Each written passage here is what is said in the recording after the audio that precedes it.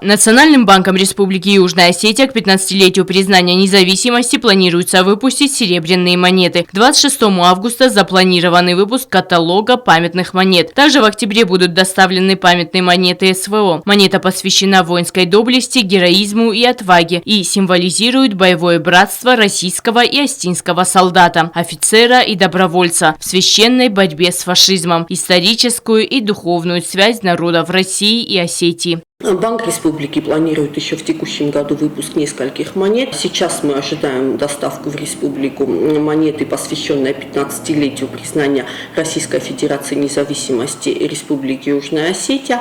У нас также размещен заказ на монету «Специальная военная операция». Еще мы запланировали выпуск серии монет «Святыни Республики». Это 3 монеты. К 15-летию признания независимости Республики Южная Осетия Российской Федерации у нас запланирован еще выпуск каталога. В каталоге будут представлены фотографии монет, их описание, исторические справки по монетам. Памятная серебряная монета «Цхинвал», выпущенная в прошлом году, принимает участие в престижном международном конкурсе «Монетное созвездие-2023». Это единственный в России международный конкурс памятных монет. Победители определяет жюри, состоящее из специалистов крупнейших музеев, банков, аукционных домов, нумизматических обществ. Конкурс проходит в 17-й раз. В этом году Национальный банк выставил на конкурс свою монету.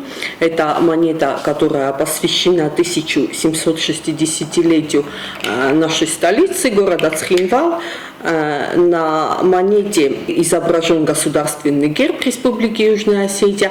На реверсе монеты по центру в обрамлении солнечных лучей герб города Цхинвал и по кругу. Проголосовать за монету Банка Республики Южная Осетия можно на сайте журнала «Золотой червонец». Голосование продлится до 30 августа. Лена Газаева, Заур Остаев. Информационный выпуск сегодня.